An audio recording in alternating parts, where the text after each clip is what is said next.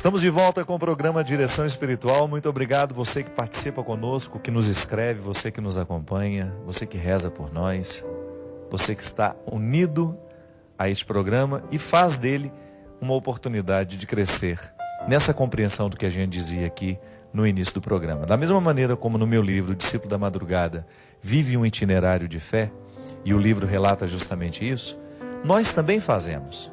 Em algum momento dessa história nós nos encontramos, não é assim? Alguns um pouco mais adiantados que nós, outros mais atrasados, não importa. O importante é que todos nós estamos vivendo um itinerário de conversão, de transformação.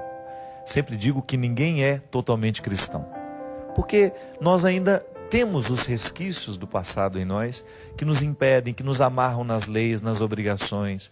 E essa libertação do coração para que a gente seja de fato cristão é para a vida inteira. Quanto mais a gente participa, quanto mais a gente mergulha no mistério dos sacramentos, no conhecimento da palavra, maior é a oportunidade que Deus vai ter de acelerar em nós esse processo de cristificação, como dizia de maneira sábia Teilhard de Chardin. Eu preciso ter o meu coração cristificado, isso é, cada vez mais parecido com o de Jesus. Se eu ainda não tenho o coração parecido com o de Jesus, na maneira como eu penso, na maneira como eu falo, como eu trato as pessoas, então eu não sou totalmente cristão. Eu sou um cristão no sentido de ser um batizado que busca, mas ainda não alcancei essa meta, que pode ser que eu vá alcançar somente na vida eterna. Mas a minha vida aqui, a sua vida, é um constante processo de superação daquilo que não é cristão em nós. E nós temos aqui um verdadeiro homem de Deus, Christian, mais uma vez comigo. Você sabe que eu te vejo um bom cristão, né, Christian? Às vezes a gente precisa dar testemunho da vida do irmão, né, que nos toca tanto. Eu tenho um carinho muito grande pelo Christian e eu vejo, desde quando conheci esse menino, sinais muito evidentes do cristianismo nele. É um menino que leva a sério a sua vida cristã e é um menino que enriquece sempre o nosso programa, não só com seu talento, mas com a maneira bonita como toca esse piano. Muito obrigado, querido. Obrigado pela sua presença mais uma vez. E tem um monte de cristão escondido aqui, ó, que estão atrás das câmeras, que também vivem a sua luta, o seu processo. A Canção Nova, graças a Deus, trabalha. Tem um corpo de funcionários, né, de gente muito competente do ponto de vista técnico.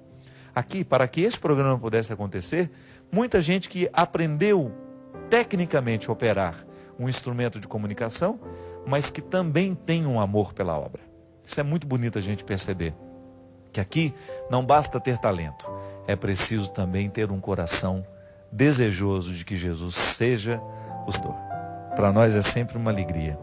Gente, eu quero aproveitar a obra de Maria, do meu querido amigo Gilberto, em parceria com a Canção Nova, proporciona viagens ao povo, para que a gente faça uma experiência de Deus enquanto peregrina. Então a gente vai para a Terra Santa, a gente faz os caminhos marianos, a gente vai para fazer os caminhos de São Francisco de Assis, os caminhos da misericórdia, como nós fizemos no ano passado.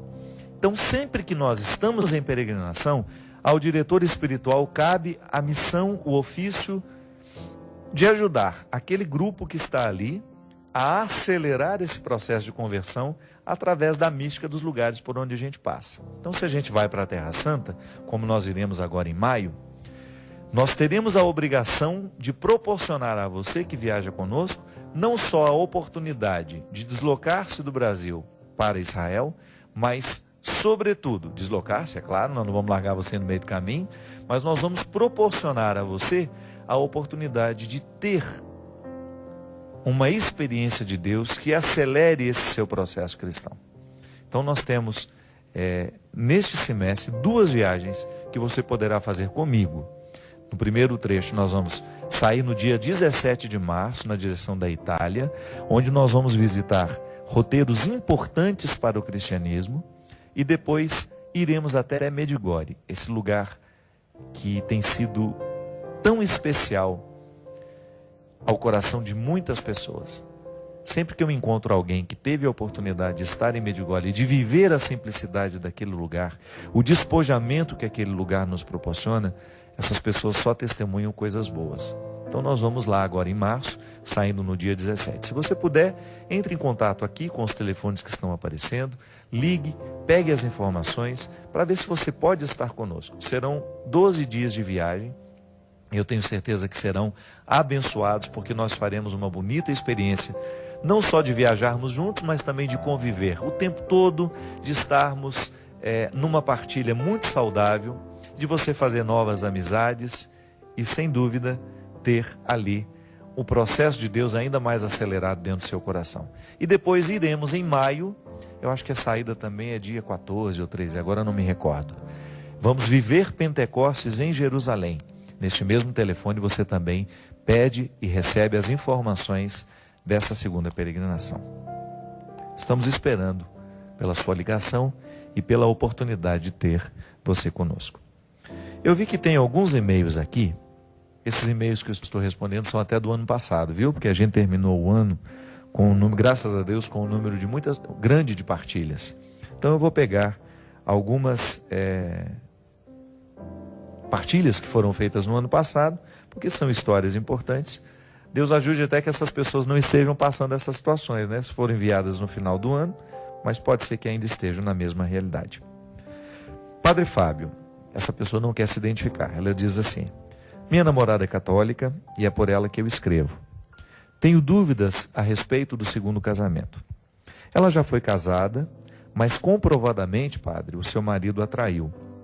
Por esse e outros motivos, eles se separaram. Após um tempo, eu apareci em sua vida. Padre, tenho confiança de que ela é o amor da minha vida. Sou muito apaixonado por ela, mas ela tem resistências. Diz que tem medo de não estar fazendo o que Deus quer ao separar e ter essa nova relação. Eu quero muito, padre, casar-me com ela, ter uma família.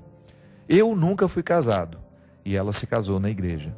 Deus prefere que ela continue vivendo uma vida triste, mas com o marido que casou pela primeira vez, ou que ela viva uma vida feliz? Mesmo que esse feliz seja ser no primeiro casamento?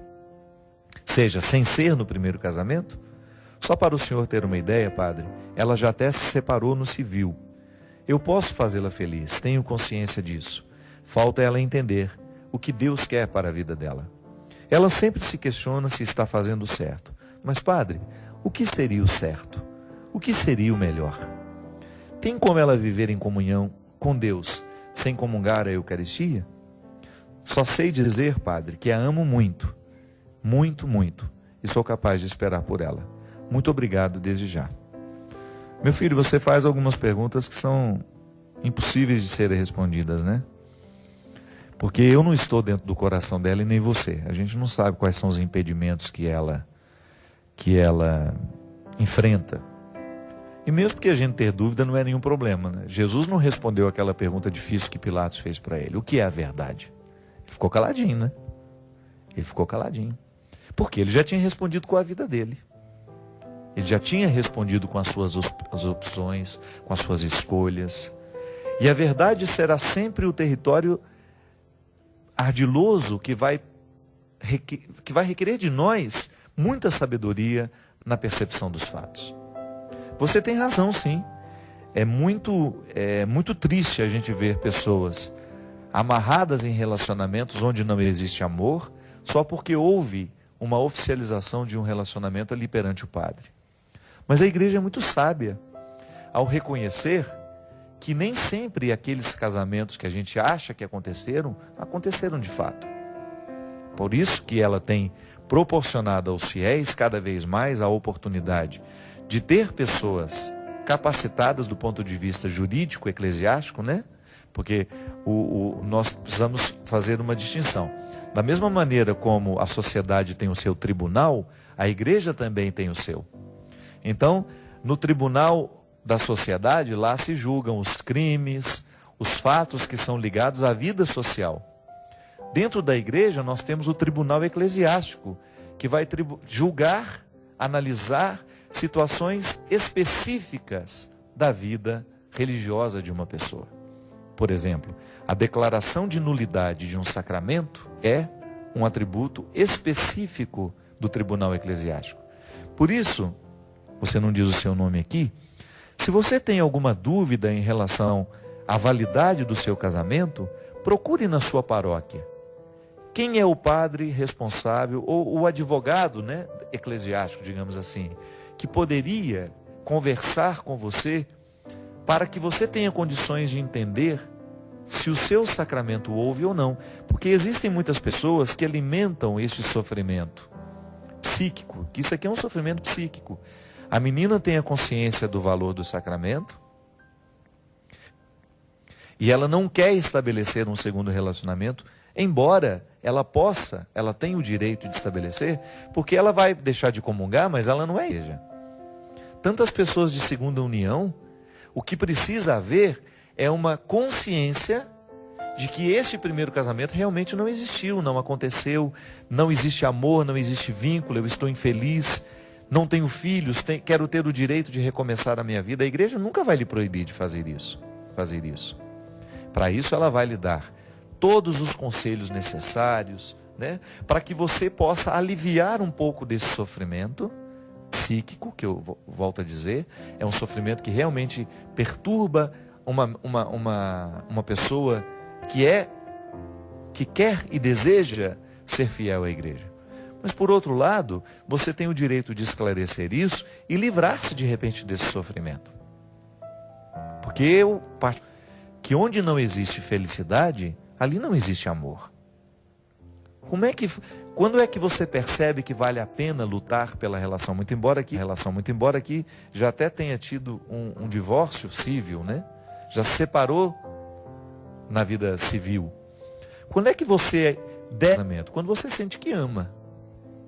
Apesar de todos os erros do outro, você continua amando. E você sabe que este amor é o valor máximo que você precisa para insistir naquele relacionamento. Agora, minha filha, se você sabe que o outro não te ama e que você também não ama, busque reorientar o seu coração diante de Deus para que você tenha o direito de refazer a sua vida. Busque uma direção espiritual de alguém que possa lhe ouvir de maneira mais próxima. Aqui no programa a gente tem o limite de não poder ouvir o outro lado. Porque às vezes tantas pessoas eu encontrei muito conflituadas, esse conflito se desfaz no momento que a gente conversa. Sobretudo quando a gente descobre que Deus nos ama tanto, que é capaz de compreender o nosso coração e os conflitos que nos visitam. Não é? Então muitos casais, muitas pessoas que já se separaram e que têm uma dificuldade de estabelecer um novo relacionamento, porque têm essa consciência cristã de que não seria correto, também precisam ser visitadas pela graça de Deus. Porque às vezes Deus vai reconstruir a sua vida ao lado de uma outra pessoa. E quem sabe você vai ter até a graça de ser encaminhada, de ser esclarecida, de você chegar à conclusão de que seu primeiro casamento nem aconteceu. Porque a igreja não pode anular um casamento. Nunca diga isso, tá? Você que já teve a declaração de nulidade do seu casamento. Você nunca pode falar, a igreja anulou o meu casamento. Não. A igreja não pode anular um sacramento. Ela pode declarar que não houve. Porque para um casal se casar, inclusive esse é um erro também, né? Ah, o padre que celebrou o meu casamento é fulano de tal. Não, o padre não celebrou o seu casamento. Quem celebrou o seu casamento foi você e seu marido. Os cônjuges são os celebrantes. O padre é o presidente da celebração. Se você falar que eu celebrei seu casamento, você está falando que casou comigo. E eu não me casei com você. Você se casou com seu marido. Então, quem celebrou foi você e ele. O padre apenas presidiu. Então, quando a igreja analisa, e por diversas razões, que são jurídicas, que é o advogado da cúria que vai lhe orientar, se há algum indício do seu casamento não ter acontecido. Então, padre, mas o que aconteceu lá na igreja aquele dia? Um teatro. Porque o que nos casa não é aquele rito somente. O que nos casa é a consciência que está aberta à união. Porque Deus, minha gente, visita é a nossa consciência. Ou você acha que Deus fica parado nos álbuns de fotografia? Não. Deus não para nos estereótipos. Então o padre pode estar lá muito bem intencionado, presidindo uma celebração de um casal que não está se casando. Porque existem no coração daqueles que estão se casando elementos que deixam o sacramento nulo. Então o casamento não houve. O que houve como se tivesse sido um ensaio dentro da igreja. Um teatro dentro da igreja. Onde a gente participou, e você trocou de roupa, foi lá, deu presente. E o casamento não houve. Então todo casamento que a igreja declara que foi nulo, não é que ela está anulando, é que ela está declarando que aquele sacramento nunca existiu. Por quê? Porque o casal não se casou. Pode ser que tenha havido apenas uma aceitação do sacramento de uma das partes.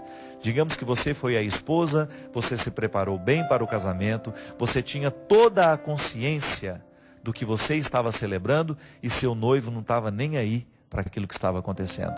Então, infelizmente, o casamento não acontece de um lado só. É por isso que a gente insiste no curso de noivos, é por isso que a gente insiste na maturidade do namoro, para que quando você decidir que vai se casar, você tenha consciência de tudo o que significa o seu casamento. Então, por exemplo, você se casou com uma pessoa e aos poucos você descobriu que ela tinha um desvio de personalidade que você nunca notou durante o tempo de namoro. Isso a igreja declara que o casamento não houve. Usando a linguagem jurídica, houve um erro de pessoa. Acho que é isso mesmo que no processo é colocado. Houve um erro de pessoa. Eu achei, durante todo o tempo do nosso namoro, nós namoramos 2, 3 anos, e o meu marido escondeu esse aspecto da personalidade dele, que prejudica demais o nosso relacionamento como casados. Pronto. É por isso que o namoro é um tempo de aprendizado. É um tempo de conhecimento. Namoro, minha gente, é uma época que tem que ter a oportunidade constante de término. Namoro pode terminar a qualquer hora. Por quê?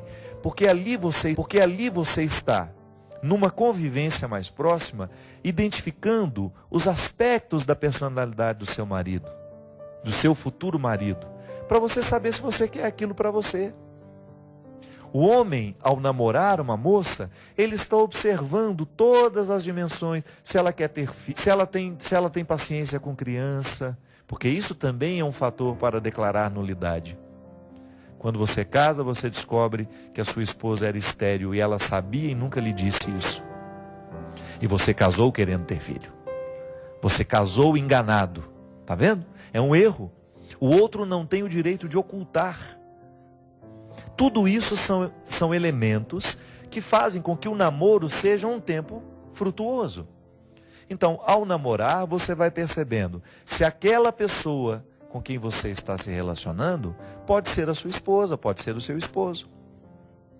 Por isso que a gente tem que dar tempo, o namoro tem que ser um tempo de conhecimento, para você conhecer a família dela, para você conhecer o jeito dela ser. É claro que sempre vai ter uma preservação de um mistério, mas não pode ser a coluna vertebral daquele temperamento, sabe? Entende? Você vai conhecer detalhes da pessoa depois que casa, na convivência. Mas o estrutural, aquilo que faz a pessoa ser quem ela é, você tem que conhecer durante o tempo do namoro. Não podemos nos casar enganados, senão o casamento não existiu. E não adianta o padre ter dado a bênção. A bênção que sacramenta uma união é aquela que acontece no íntimo dos corações, quando as pessoas sabem quem elas estão recebendo em matrimônio. Então, por isso, que nunca é tarde para a gente colocar essa consciência em nós. E você que tem filhos, já vai orientando o seu filho, a sua filha assim. Se quer fazer um casamento cristão, que faça do jeito certo. Se quer fazer um casamento católico, que faça da maneira correta. É por isso que em muitas dioceses, os bispos não aceitam, e com razão, casamentos fora da igreja, casamento no sítio, casamento ali, casamento ali. Por quê? Porque casamento não é teatro. É uma manifestação pública do amor que a gente tem um pelo outro e da comunidade que nos recebe. Você já vê a seriedade do casamento no momento em que eles organizam tudo isso. Na própria consciência que a noiva, que o noivo tem. Claro, existem lugares que o bispo permite, não tem nenhum problema. Se o bispo permite, se é possível que essa cerimônia seja feita ao ar livre, na casa de uma pessoa, não é nenhum problema não.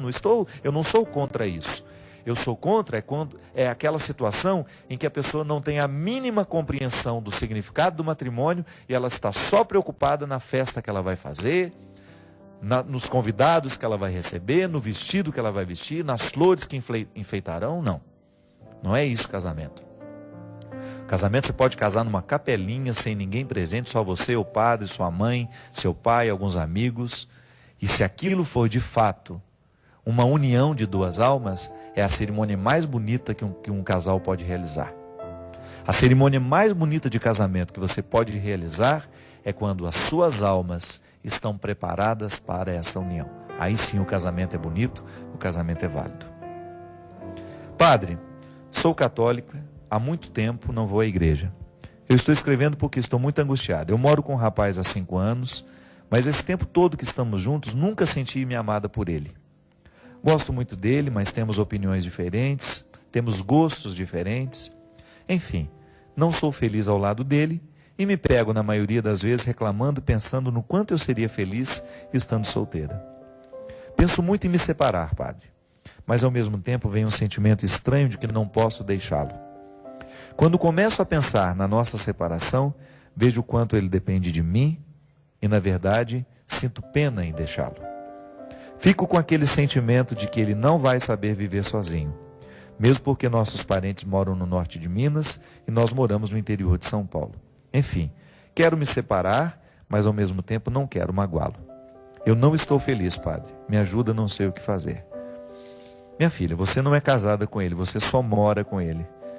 Se você identifica que você está ao lado dele somente por pena, por dó, isso é muito pouco, né? Eu acho que ele merece uma pessoa que o ame de verdade.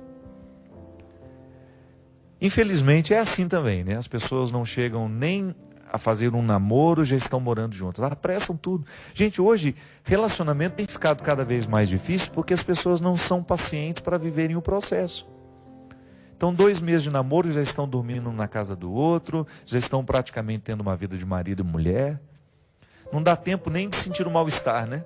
Que nos dá o direito de separar. Volto a dizer, o namoro é o tempo onde você experimenta o bem-estar e o mal-estar de estar ao lado daquela pessoa. Você se casa quando você percebe que o bem-estar é superior ao pequeno mal-estar que às vezes você tem. Mas tem gente que não. Já junta e em 2 meses, 3 meses já tá tendo uma vida de marido e mulher e depois vivem esses conflitos aqui. Pensa 2 vezes antes de entrar na mesma casa que uma pessoa. Para você depois não ter esse desconforto maior. Porque quando nós não somos responsáveis com os vínculos que a gente estabelece, quando a gente se ajunta de qualquer maneira, a gente também corre o risco de depois terminar de qualquer maneira. O que pode ser muito desastroso para o outro. A gente precisa zelar muito pelo nosso coração. Interessante como nós temos ficado tão negligentes, né, com os nossos sentimentos, com aquilo que se passa na nossa vida íntima. Não pode não. A gente tem que zelar um pouco mais por nós. A gente falava aqui no início do programa que a gente tem o direito de se aproximar de Deus com todas as nossas mazelas, né, com todas as nossas misérias. Deus sempre vai nos dar essa experiência do recomeço. Mas vamos tomar cuidado antes de cometer tantos erros. Vamos ficar um pouco mais cuidadosos com a gente. Fique um pouco mais cuidadoso com seus sentimentos, com os vínculos que você estabelece, com as escolhas que você faz. Você continua tendo, depois que deu errado, alguma coisa deu errado na sua vida, você continua tendo o direito de se aproximar-se deste altar, de encontrar esse sumo sacerdote que tudo perdoa, que tudo transforma. Deus não tem problema com o pecado. Deus sempre perdoa o nosso pecado toda vez que a gente se arrepende dele. O problema é que às vezes a gente não se perdoa. O problema é que às vezes as consequências dos nossos erros vão marcar a nossa vida durante 5, 6, 7, 8, 10 anos. Às vezes marca uma vida inteira. Imagina, digamos que a gente vai ter 80 anos de vida, uma perspectiva boa, né? Digamos que a gente passe aí 10, 15 anos amargurando escolhas erradas, porque nos faltou um pouco de cuidado. Essa vida é muito curta, minha gente. Zele pelos seus sentimentos. Olhe cidade. Volto a dizer, Deus não tem problema com o pecado. Deus não tem o problema com os erros que a gente comete, mas os erros deixam. Por isso, antes de errar, antes de dar um passo em falso, analise se vai valer a pena. Antes de entrar para dentro de casa para morar juntos, analise se vai valer a pena. Não seria mais interessante você viver um namoro conforme manda as regras? A tradição nos ensina tantas coisas boas. Erra menos aquele que obedece essa tradição. Dar os passos do jeito mais convencional, sabe? Faz bem. Faz bem a gente ser um pouco retrógrado. Ter uma mente que nos posicione assim com um pouco mais de cautela. Porque depois que os erros acontecem, depois que o pecado chega à nossa vida, que é justamente isso, esse incômodo, essa sensação de ter vivido a vida do jeito errado, de ter machucado quem a gente ama, naturalmente machucado a Deus, depois que isso acontece, a gente tem que cuidar das consequências. Que Deus nos ajude a clarear cada vez mais o nosso coração, para que a gente erre menos, para que quando a gente tiver que lidar com os nossos erros, que seja sabedoria. Desça com sabedoria. Desça sobre mim e sobre você a bênção e a proteção do céu. Ele que é Pai, Filho e Espírito Santo. Amém. Até a semana que vem, se Deus quiser. O amor de Deus em mim está também em você. Está vivo em nós, tem um nome é Jesus. A verdade, o caminho e a luz.